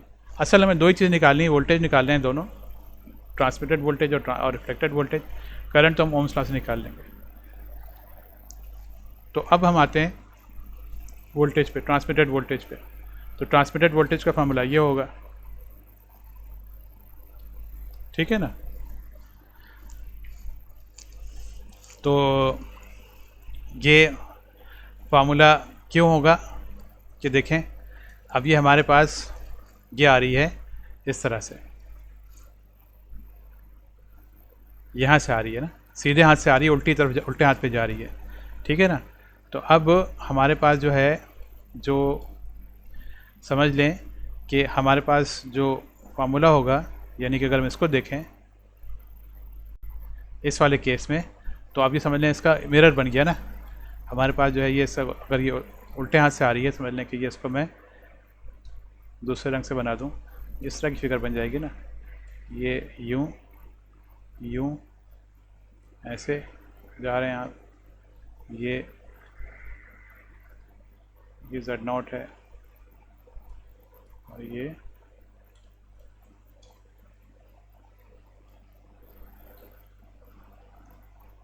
यानी यूं जा रही है इस तरह से। ये दूसरे अल्फाज में आपको इस तरह समझा सकता हूँ मैं कि देखें, इसको चले हटा दें, इस वाले को, सीधे हाथ उल्टे हाथ वाले को हटा दें आप। मैं इसको और अच्छे से समझा देता हूँ आपको। इसी फिगर पे रहने दें जो बनी हुई है ना, इसी को ये देखिए आप, इस फॉर्मूले को दोबारा से देखिए। रिफ्लेक्टेड वोल्टेज का फॉर्मूला देखिए। रिफ्लेक्टेड वोल्टेज का फॉर्मूला क्या है कि पहले क्या आ रहा है, R माइनस Z0, ठीक है ना। असल तो न्यूमरेटर ही देखना है क्योंकि डिनोमिनेटर में तो प्लस हो रहा है, तो पहले और मुझसे से फर्क नहीं पड़ता। तो आपके पास जो रिफ्लेक्शन वाले फार्मूले में हम क्या कर रहे होते हैं कि जिस चीज़ से रिफ्लेक्शन हो रही है, यानी जिससे जो टकरा रही है, जिस जगह जिस चीज़ से टकरा रही है वो चीज़ पहले आती है। देखा आपने, यानी अगर ये इस तरह से आ रही थी वेव, तो टकरा किससे रही है, यानी वही वाले कैसे लेते हैं, सीधे हाथ वाला उल्टे हाथ वाला भूल जाइए आप। तो इसी तरह से आ रही है ये आई इधर से ऐसे आई, यहाँ से आ रही है ना, और फिर टकराई किससे, ये Z0 से आ रही है ना, टकराई R से ही है। तो टकराई जिससे वो चीज़ पहले आती है। तो आप देखें R पहले आ गया, R minus Z0 divided by R plus Z0, याद रहेगा आपको ये, तो ये आएगा। अच्छा, उसके बाद फिर उसका फार्मूला देखिए वोल्टेज का, जो ट्रांसमिटेड वोल्टेज का फार्मूला। ट्रांसमिटेड वोल्टेज के फार्मूले में न्यूमरेटर में क्या है, 2R, यानी कि जिससे टकरा रही है, जो अभी निकालें रिफ्लेक्शन, जिससे टकरा रही है वो आता है उसमें न्यूमरेटर में 2R, जिससे टकरा रही है वो ऊपर आता है, ठीक है, वोल्टेज के फार्मूले में। ये याद रखिएगा इसको, divide by R plus Z0। Denominator का तो मसला नहीं है, डिनोमिनेटर में तो दोनों ऐड हो जाते हैं। तो फिर से बता दूं कि रिफ्लेक्शन वाले फार्मूले में क्या है, जिससे टकरा रही है वो पहले आता है न्यूमरेटर में, और दूसरा जो है जिस हाथ से आ रही है वो बाद में आता है। और रिफ्लेक्शन वाले फार्मूले में जिससे टकरा रही है वो आता है ऊपर, वो अकेला बस वही आता है, 2R से मल्टीप्लाई हो रहा होता है। अब यहाँ जाइए, हम थे ना यहाँ पे। तो अब ये यहाँ पे आ रहा है कहाँ से, ये आ रहा है केबल से और आ रहा है लाइन पे, ठीक है ना। तो अब किससे टकरा रहा है, ये लाइन से टकरा रहा है। ये केबल से आ रहा है, टकरा किससे रहा है, लाइन से। लाइन है ना बाद में, यानी लाइन से टकरा रहा है। आ तो केबल से रहा है ये, और लाइन से टकरा है। तो रिफ्लेक्शन भी मैंने बताई आपको कि रिफ्लेक्शन जो है वो कहाँ हो रही है, रिफ्लेक्शन केबल में हो रही है। टकराया किससे, लाइन से, और रिफ्लेक्ट हो गया जहाँ से आया था वो केबल में, और ट्रांसमिट किस में हो गया, लाइन में ट्रांसमिट हो गया। तो आपके पास जो फार्मूला है V का वो हो जाएगा 2 आपके पास, और फिर क्या हो जाएगा, किससे टकरा रहा है ये, ZL से, L से हो रहा है ना, लाइन से टकरा रहा है, तो ये 2ZL आ जाएगा ये, ठीक है। तो ये 2ZL divide by ZL plus ZC, ये फार्मूला है ये, ठीक है ना। इसको आप कंपेयर कीजिए, अभी दूसरे ने पहले वाले केस किया था, इसमें वो V क्या था, V is equal to 2ZC था वो, क्योंकि पहले वाले केस में क्या हो रहा था, वो लाइन से आ रहा था और टकरा के से रहा था केबल से, तो इसलिए वहाँ पे ZC जो है वो न्यूमरेटर में था, ठीक है। और पार्ट जो 2 है उसमें वो आ रहा है केबल से और टकरा रहा है लाइन से, तो न्यूमरेटर में आ गया L, तो 2ZL divide by ZL plus ZC, और फिर उसके बाद multiply by V prime. Value plug in कर दीजिए सारी, कोई मसला नहीं है, 2 × 120, ठीक है ना। ये सारी वैल्यूज आपको हमने पता है, ये वैल्यू प्लग इन कर दी, आपके पास ये आ गया। अच्छा, इसके बाद रिफ्लेक्टेड वोल्टेज पे आ जाइए। रिफ्लेक्टेड वोल्टेज में क्या होता है, ये मैंने बताया था आपको, जिससे टकरा रही होती है पहले आता है, और जहाँ से आ रही होती है बाद में आता है। तो ये रिफ्लेक्टेड वोल्टेज में आ जाएगा टकराई किससे रही है, एल से टकरा रही, तो Z L minus Z C divided by Z L plus Z C into V prime, आपने वैल्यू डाल दी यहाँ पे, ठीक है ना। इसमें आप देख लीजिए, कंपेयर करिए, पहले वाले केस में क्या था, वो कहाँ से आ रही थी, लाइन से, और टकरा किससे रही थी, केबल से, तो इसलिए हमने केबल पहले था Z C minus Z L था divide by Z C plus Z L, और यहाँ पे कहाँ से आ रही है, केबल से आ रही है और टकरा रहेगी किससे, ये लाइन से, तो इसलिए लाइन पहले आई, Z L minus Z C divide by Z L plus Z C, ठीक है। ये मेरे ख्याल में आपको पक्का हो जाएगा, ये वैल्यू प्लग इन कर दी, आपके पास आंसर आ गया 64.63। तो आपने ये निकाल लिया वी प्राइम, और आपका निकालना है आई और आई डबल प्राइम, वी और वी डबल प्राइम निकाल लिया, और आई और डबल प्राइम निकालना है। तो transmitted current I will be equal to V upon, ठीक है। उसके बाद जो आपने किया ये, तो ये आपने कहा वी, ये निकाल चुके हैं आप यहाँ पे, ठीक है ना। कहाँ गया ये, transmitted voltage divided by Z L, ठीक है ना। तो आपने उसके बाद वी अपॉन जेड एल कर लिया, ये आ गया आपके पास 1.37 kA, ठीक है ना। यहाँ बता दूँ आपको कि यहाँ भी आपने एक दफ़ा कि पहले मैं चलेगा पूरा ख़त्म करा दूँ, फिर ये आपको समझा दूँगा। और फिर रिफ्लेक्टेड करंट में क्या करेंगे, reflected current will be equal to minus, क्योंकि बताया कि रिफ्लेक्टेड में हमेशा माइनस आता है, माइनस वी, यहाँ पे ये वी डबल प्राइम होगा, ये डबल प्राइम रहेगा यहाँ पे, double prime upon Z C. तो उसके बाद आपके पास ये हो गया माइनस 64.63, है ना। रिफ्लेक्टेड वोल्टेज की वैल्यू क्या आई थी, ये आई है ना, 64.63 डिवाइड बाई जेड सी की वैल्यू क्या है 25.82, और ये आ गया -2.503। हाँ, मैं क्या बता रहा था आपको, बताना ये था इधर आपको कि ये ट्रांसमिटेड करंट में आपने क्या लिखेंगे, देखिए आप पार्ट 2 में ये आया कहाँ से, केबल से आया, और ट्रांसमिट कहाँ हो रहा है, ये लाइन में, केबल से आया, ट्रांसमिट हो रहा है लाइन में, है ना। तो इसलिए आप इसको करंट निकालने के लिए इसको आप डिवाइड करेंगे V को ZL से, ये ठीक है। और रिफ्लेक्टेड करंट निकालने के लिए आप देखें कि केबल से आया ये, और रिफ्लेक्ट क्या हो रहा है, दोबारा केबल में रिफ्लेक्ट हो रहा है ये, तो आप इसमें रिफ्लेक्ट करंट निकालने के लिए इसको आप डिवाइड करेंगे ZC से। तो यहाँ पे देखिए ZC से डिवाइड किया ये, ठीक है। और ये आप देख लीजिए पार्ट 1 में हमने रिफ्लेक्टेड करंट निकालने के लिए ZL से डिवाइड किया था, और ट्रांसमिटेड करंट के लिए ZC से, ठीक है ना, उल्टा हो गया बिल्कुल, ठीक है। तो ये ख़त्म हो गया ये प्रॉब्लम, ये वाला, उम्मीद है कि आपको बिल्कुल पक्का हो गया होगा। आगे बढ़ते हैं, आ जाते हैं एग्जाम्पल, नेक्स्ट एग्जाम्पल पे। ये भी काफ़ी देखने में लंबी है, लेकिन है बहुत आसान। दो स्टेशन हैं, they are connected together by an underground cable having a surge impedance of 50 ohms joint to, देखिए इतनी लंबी प्रॉब्लम है, इसमें कुछ भी नहीं है। देखें क्या है, यहाँ भी आपके पास क्या है कि ये दो स्टेशन समझ लें, ये स्टेशन एक ये है, ठीक है ना, एक ये दो स्टेशन है, ये दोनों जुड़े हुए हैं आपस में केबल से, ये केबल से जुड़े हुए हैं, ये केबल है, केबल को थोड़ा मोटा कर दूं मैं, ये केबल है, ठीक है, दो स्टेशन है, ये केबल से जुड़ा है, ये केबल है, यहाँ लिख देता हूँ केबल है ये। और ये केबल जो है ये ज्वाइंट है ओवरहेड लाइन से, एक लाइन से ज्वाइंट है, तो ये केबल जाके इस तरह से लाइन से जुड़ा हुआ है, इस तरह से, ये लाइन है, ठीक है। तो स्टेशन वगैरह सब कंफ्यूज करने के लिए खाली केस वही वाला है, केबल लाइन से ज्वाइन हो रहा है ये, ठीक है ना। यहाँ भी देखें ऊपर बनाया हुआ है, यहाँ थोड़ा ऊपर थोड़ा जो आपको उन्होंने इस तरह से बनाया कि ZL पहले Z से, बहरहाल इस तरह से है, ये केबल है वो लाइन से ज्वाइन हुआ हुआ है, ठीक है ना। इस फिगर को देख लीजिए आप, तो मैंने बनाई है। अच्छा, तो अच्छा, इसमें उन्होंने आपको दी हुई है सारी चीज़ें, इसकी आपको दी हुई है, केबल की दी हुई है 400, सॉरी केबल की जो कम होती है ना, केबल की दी हुई है 50, और लाइन की दी हुई है 400, ठीक है ना। तो ये तकरीबन उन्होंने 8 टाइम्स हो गया ना, 50 यानी कि लाइन की और केबल में 8 टाइम्स है ये। अच्छा, ये आपको दी हुई, तो आप कैलकुलेट नहीं करना है आपको, ये ऑलरेडी आपको दिया हुआ है निकाल के। और ये आपको दिया हुआ है सर्ज जो having maximum value of 110 kilo volts, तो ये आपको दिया हुआ है। वी प्राइम दिया हुआ है आपको ई प्राइम दिया हुआ है आपको 110 किलो वोल्ट, ठीक है, ये दिया हुआ है आपको। और ये ट्रेवल करिए अलॉन्ग द केबल, तो ये केबल से होती हुई आ रही है, ठीक है ना, केबल से होती हुई आ रही है, ये ख्याल रखिएगा कि आ कहाँ से रही है, ये साल ट्रैवलिंग केबल से आ रही है toward the junction with the overhead line, तो केबल से आ रही है और लाइन की तरफ जा रही है, इस तरह से, है ना, यूँ।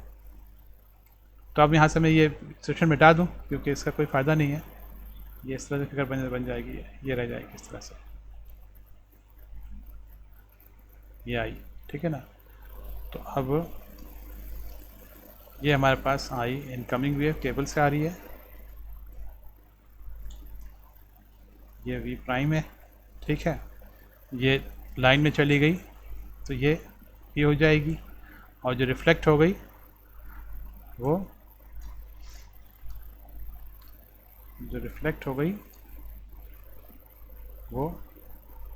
वी डबल प्राइम, ठीक है ना, ये है। तो रिफ्लेक्ट केबल में हो रही है और ट्रांसमिट जो है वो लाइन में हो रही है, और आर केबल से रही है। तो determine the value of the reflected and transmitted wave of voltage and current, यहाँ भी आपको वोल्टेज एंड करंट निकालना है आपको। केबल की आपको दी हुई है 50, ठीक है ना, केबल की दी हुई है 50 और लाइन की है 400, तो आपको ये दिया हुआ है, ये वी प्राइम पे से देता हूँ, वी प्राइम जो है वो 110 है किलो वोल्ट, ठीक है। ये रिफ्लेक्ट होगी और पार्टली रिफ्लेक्ट होगी, पार्टली ट्रांसमिट होगी ट्रांसमिशन लाइन में। ट्रांसमिटेड वोल्टेज क्या होगा, ट्रांसमिटेड वोल्टेज का फॉर्मूला ये हो जाएगा, V इज इक्वल टू 2। तो अब क्या करते हैं हम कि ट्रांसमिट में आपका फॉर्मूला याद होना चाहिए, इतनी दफ़ा कराया मैंने आपको कि आप यहाँ पे, तो ट्रांसमिट में क्या होता है कि जिसमें ट्रांसमिट हो रही होती है वो चीज़ आती है। तो ट्रांसमिट कहाँ हो रही है, ये ट्रांसमिट हो रही है ये उसके अंदर, लाइन के अंदर ट्रांसमिट हो रही है, केबल से आ रही है, और ट्रांसमिट कहाँ हो रही है, लाइन में। देखिए केबल से आ रही है और ट्रांसमिट हो रही है लाइन के अंदर, है ना, ये ट्रांसमिट हो रही है, दिखाया तो मैंने आपको। तो ट्रांसमिट हो रही है लाइन में, तो यहाँ पे आ जाएगा ZL, ठीक है, और नीचे क्या आ जाएगा, नीचे आ जाएगा ZL प्लस ZC, ठीक है, और यहाँ पे आ जाएगा V प्राइम जो गिवन है आपको। सारी चीज़ें पता है आपको, ZL सब चीज़ गिवन है सारी, तो कुछ भी नहीं करना है आपको, वैल्यू प्लग इन कर दीजिए, आपका आंसर आ गया ये वाला। फिर निकालेंगे आप रिफ्लेक्टेड वोल्टेज। रिफ्लेक्टेड वोल्टेज का फार्मूला क्या है, डबल प्राइम आ जाएगा। तो अब आप देखेंगे यहाँ पे कि रिफ्लेक्ट किससे हो रही है, ये आ कहाँ से रही है, केबल से, और रिफ्लेक्ट हो रही है लाइन से, तो लाइन जो है वो पहले आएगी, ठीक है ना, ZL माइनस ZC होगा ये, ठीक है ना, ये बड़े इंपॉर्टेंट है ये, इसको सी बना दूँ मैं, divide by ZL plus ZC, और यहाँ आ जाएगा ये सिंगल प्राइम, ठीक है ना। कौन चीज़ पहले लिखनी है इस तरह ज़रूरी होता है ये, और फिर बाकी आप सारी चीज़ें प्लग इन कर दें ZL, तो ये आपका आंसर आ जाएगा ये, ठीक है, ये हो गया। ट्रांसमिटेड करंट और रिफ्लेक्टेड करंट बहुत ही आसान है, आप उसको ओम्स लॉ से निकाल लें। तो transmitted current will be equal to transmitted voltage divided by ZL। तो ट्रांसमिटेड वोल्टेज क्या है आपके पास, ट्रांसमिटेड वोल्टेज यह है 195.56, तो आपने लिख दिया 195.56 10⁻3, ठीक है ना, क्यों किलो में, ये ज़रूर याद रखिएगा कि 10⁻3 लिखना जो है, डिवाइड बाय ZL की वैल्यू क्या है 400, ये आ गया आपके पास 488.89, ठीक है। और फिर अच्छा ये ख्याल रखिएगा कि V डिवाइड बाई ZL किया है हमने, V डिवाइड बाई ZC क्यों नहीं किया करंट के लिए, ये चीज़ जो है ये कि आप देख लीजिए कि ट्रांसमिट किस में हो रहा है, ये आया केबल से और ट्रांसमिट हुआ ये लाइन के अंदर, है ना, ट्रांसमिट लाइन में हो रहा है, तो इसमें आप इसलिए जो है जब आप करेंगे तो इसमें आप जो है वो ZL लिखेंगे। और रिफ्लेक्टेड करंट निकालेंगे तो आप लिखेंगे, माइनस में आता है, फार्मूले का माइनस आ गया क्योंकि रिफ्लेक्टेड करंट में हमेशा माइनस आता है, minus reflected voltage divide by ZC। तो उसमें आपने जो है यहाँ पे ZC क्यों लिखा, इसलिए कि ये जो केबल से आया और रिफ्लेक्ट कहाँ हुआ, रिफ्लेक्ट केबल में हुआ ये, तो रिफ्लेक्टेड करंट जो है केबल में है ये, इसलिए ये केबल की इम्पीडेंस आएगी, तो ये ZC आएगा डिनोमिनेटर में ये, तो ये माइनस, और फिर आपके पास जो वैल्यू आई है रिफ्लेक्टेड वोल्टेज की ये है, ठीक है, ये माइनस फार्मूले का है, डिवाइड बाई 50 जो है इसकी इम्पीडेंस है केबल की, ये आपका आंसर आ गया। ठीक है, सिंपल था ये, तो ख़त्म हो गया ये, इसमें उस तरह के दो केस नहीं जैसे पिछले वाले में थे ये। ठीक है, इस पे आ जाएं अगले प्रॉब्लम पे। ये प्रॉब्लम जो है ये भी मैं आपको खाली समझा दूंगा, वैल्यूज़, हाँ बस वैल्यू प्लग करनी है इसमें भी, देखने में तो बड़ा ही खौफनाक लग रहा है लेकिन है बहुत इजी है। Two ends of transmission lines A and C, ये ट्रांसमिशन लाइन है, एक एंड इसका A है और एक एंड इसका C है ये, ठीक है, are connected by cable of length 1 kilometre. तो ट्रांसमिशन लाइन है A और C समझ लें, बीच में आप समझ लें कोई दरिया आ गया ना, तो ये A जा रही ट्रांसमिशन लाइन, यहाँ से दरिया किनारा है ये समझें, पूरा ये जो ये है ये दरिया है, ये जो B है ना, तो ये उस तरह से, तो ये, और फिर इसके आगे भी ट्रांसमिशन लाइन C चल रही है, तो बीच में क्या किया आपने, बीच में केबल डाल दिया, दरिया के अक्रॉस जो है वो केबल डाल दिया, और केबल की लंबाई कितनी है, 1 किलोमीटर लंबा है केबल है, 1 किलोमीटर लंबा चौड़ा जो है केबल है, तो आपने 1 किलोमीटर लंबा केबल डाल दिया आपने चौड़ाई में उसके। ठीक है ना, बस ये केस है आपके पास। तो इसमें आपका 3 जंक्शन आ गए, सॉरी 3 आपके पास आ गई, एक ट्रांसमिशन लाइन, बीच में केबल, फिर एक और ट्रांसमिशन लाइन। तो जंक्शन आपके 2 बने, एक ये बना जंक्शन 1 और एक बना जंक्शन 2। तो आपको इम्पीडेंस दी हुई है ए की, ट्रांसमिशन लाइन ए जो है इसकी इम्पीडेंस दी हुई है 400, बी यानी केबल की इम्पीडेंस दी हुई है आपको 50, और सी यानी दूसरी ट्रांसमिशन लाइन सी जो है उसकी दी हुई है 500।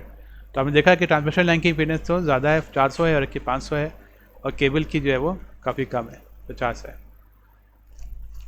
अच्छा, एक rectangular voltage wave of 25 kV magnitude, तो आपको वोल्टेज वेव दी हुई है V प्राइम, यह है 25 kV। ठीक है, रेक्टेंगुलर आपको सिर्फ कंफ्यूज करने के लिए लिखा हुआ है, ठीक है, उसको उससे हमारी कैलकुलेशन में कोई खास इससे फ़र्क नहीं पड़ेगा। और इसकी ये है 25 kV है, उसकी ट्रैवलिंग वेव की और लेंथ उसकी इनफाइनाइट है, सब चीज़ों को इग्नोर कर दें आप। इट्स इनिशिएटेड इन ए, तो ए से चली ट्रैवलिंग वेव, ये असल चीज़ है, ए से चली यहाँ से, एंड ट्रेवल्स टू सी, और जा रही है ये सी की तरफ। तो बताना क्या है, determine the first and second voltage impressed on C, तो बताएं कि ट्रांसमिशन लाइन सी पे पहला और दूसरा जो है वोल्टेज क्या इम्प्रेस होगा। अच्छा, सब सवाल भी समझना, थोड़ा सा समझा दूँ, पहला ये होगा, ये देखें, सवाल जब समझा दूंगा तो आपको समझेंगे, सोल्यूशन भी समझ में आ जाएगा आपको। देखें यहाँ से क्या हुआ कि यहाँ से ये आई वेव 25 kV की, ठीक है ना, तो ये इसको 25 kV कर दें, 20 नहीं है, 25 kV आई, ठीक है।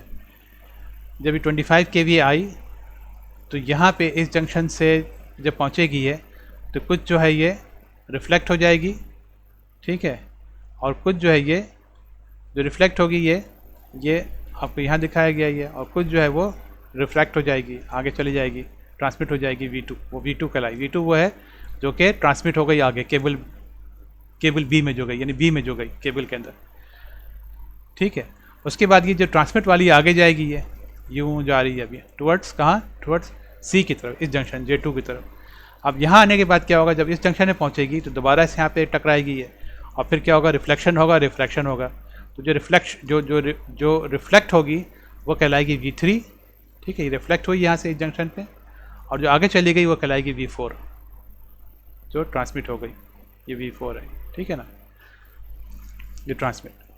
तो ये पहली वाली हो गई है, डिटरमिन द फर्स्ट, ये पहली वेव जो हुई वो क्या है, वो V4 है ये। अच्छा, अब क्या होगा, ये चली गई। अच्छा, इसके बाद फिर क्या होगा, देखिए जो रिफ्लेक्ट हुई ना ये वाली वेव जो है V3, ये V3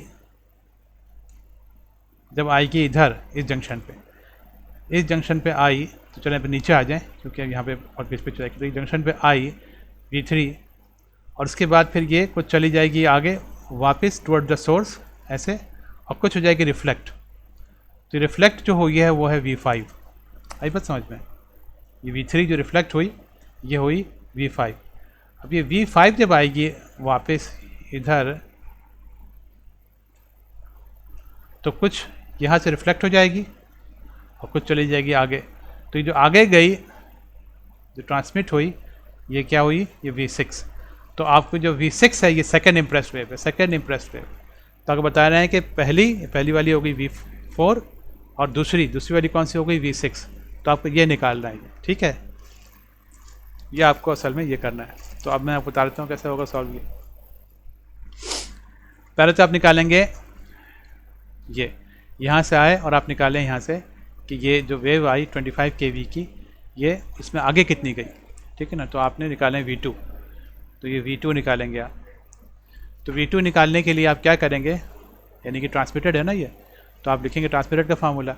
तो ट्रांसमिटेड चूँकि V1 यहाँ से आई 25 और टकराई यहाँ पे, और टकराई किससे, ये केबल से टकराई है ना। यहाँ से आ रही थी लाइन ए से आ रही थी ना, ये यूँ आ रही थी, ये केबल से टकराई है। तो यहाँ पे आपके पास क्या आ जाएगा, जिससे टकराई जिससे फ्लेक्शन हुई क्या है वो केबल है। तो यहाँ पे आ जाएगा न्यूमरेटर में ZB, ठीक है, और डिनोमिनेटर में क्या आएगा ZA प्लस ZB, है ना, क्योंकि A और B इन्वॉल्व है ना, इसमें C तो इन्वॉल्व नहीं है ना, दो ही चीज़ें इन्वॉल्व है। तो ZA प्लस ZB आ गया। और आपके पास यहाँ पे ये आ गया जो इनिशियल वेव थी वो क्या थी 25, V प्राइम जो है क्या है 25, ठीक है। बाकी ने वैल्यू डाल दी आपने, ZB की वैल्यू दी हुई है आपको, ये ZB की वैल्यू ये है, ठीक है ना। ZB की वैल्यू 50 है, आपने 50 वैल्यू डाल दी यहाँ पे। ये 2 फार्मूले का ये दिया भाई ZA प्लस ZB, ठीक है ना। ये आपके पास ZA है 400, ZB क्या 50 है, ये 400 प्लस 50, ठीक है ना। ये आपका आंसर आ गया, V2 आ गया। अच्छा, अब ये V2 आगे पहुंची। अब मैं जैसे बताया आपको कि ये फिर कुछ रिफ्लेक्ट हो जाएगी और कुछ जो है रिफ्रैक्ट हो जाएगी।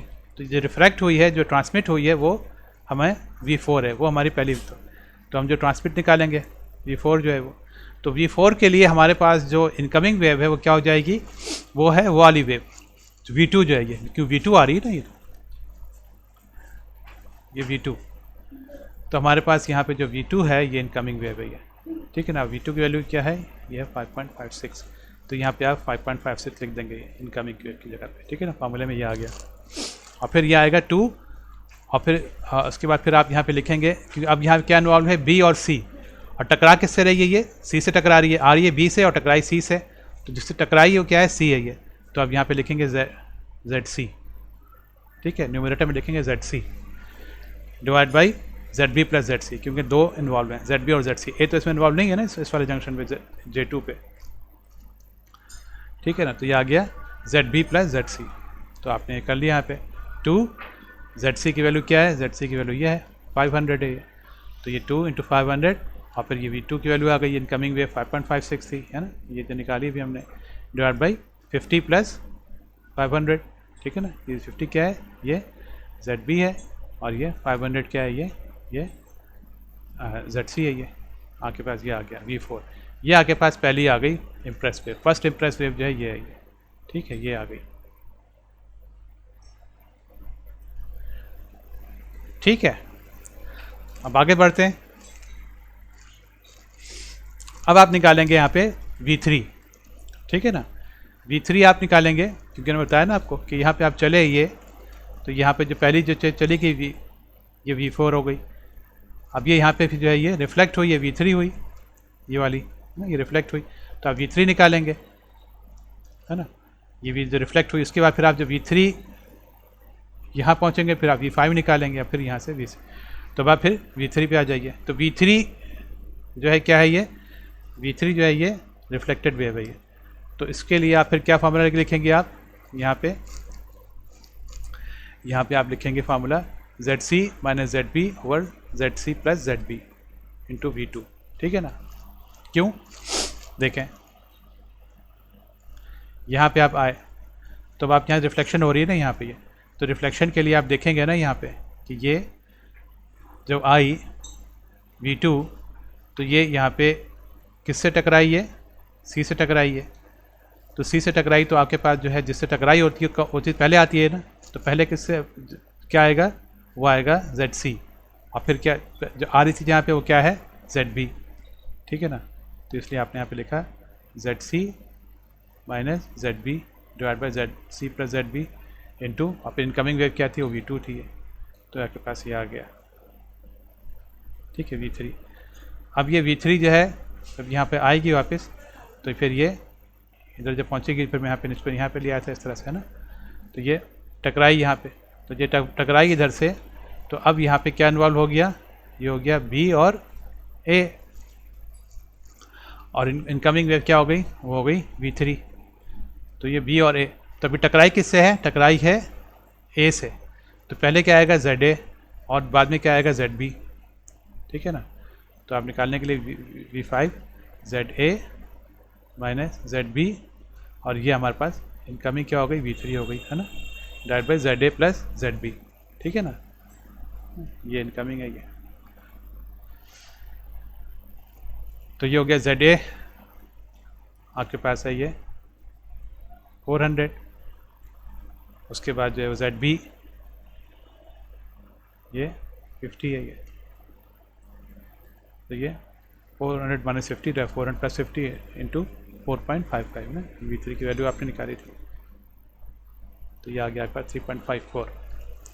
इसके बाद फिर आप आएंगे कि ये जो आपके पास आई ये V3, ये फिर यहाँ से रिफ्लेक्ट हुई है, तो इसको फिर आप निकालेंगे यहाँ से,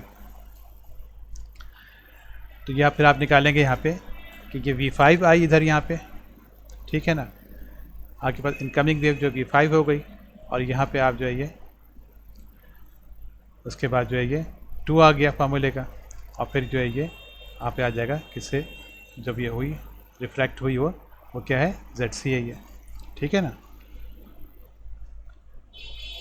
सॉरी, तो यहाँ पे आई है ये V5, और ये V5 जो आई इधर यहाँ पे, तो ये यहाँ पे आके ये रिफ्लेक्ट हुई, सॉरी मैंने पहले रिफ्लेक्ट बोल दिया था, सॉरी, तो यहाँ पे आई है और ये रिफ्लेक्ट हुई, तो फिर ये जो आगे गई है जो ट्रांसमिट हुई है ये V6 है ये, और यही जो आपके सेकंड इंप्रेस वेव भी होगी, सेकंड जो आपको चाहिए ना, ये V6 हो गई है। तो आपके पास इसमें इनकमिंग क्या हो गई, इसमें इनकमिंग हो गई V5, सॉरी, इसमें इनकमिंग हो गई V5, ठीक है, और हमारे पास ये जो जिसमें ट्रांसमिट हो रही है वो क्या चीज़ है, वो C है ये, तो आपके पास ये ZC आ जाएगा ये, ठीक है ना, ये ZC आ जाएगा ये, ठीक है, और फिर ये कौन कौन सी दो इम्पीडेंस इन्वॉल्व हैं ये, तो ये B और C इन्वॉल्व हैं, और B की वैल्यू 50 है और C की 500 है ये, तो B की 50 है ये और C की 500 है ये, ठीक है, और ये इनकमिंग जो आपके पास आ रही है वो V5 है, जो कि अभी आपने निकाली है 3.54, ये 3.54 डाल दिया आपने यहाँ पे, तो ये आ गया आपके पास सेकंड वेव। तो आपके पास जो फर्स्ट वेव आई थी वो ये थी 10.11, और दूसरी जो आई है वो क्या है 6.44, तो ये हो जाएगा आपके पास 10.11 प्लस 6.44, ये आपके पास आ गया, ठीक है ना, आंसर ही था। Determine the first and second voltage impressed on C पे फर्स्ट एंड सेकंड वेव जो आई है वो ये आ गई आपके पास, ठीक है ना, ये हो गया, इसको एक दो आप लोग कर लीजिएगा, ये है बहुत आसान है, ठीक है, यहीं पर ही यहाँ पे ख़त्म हो गया। हमने क्या क्या चीज़ें करी आज लेक्चर में,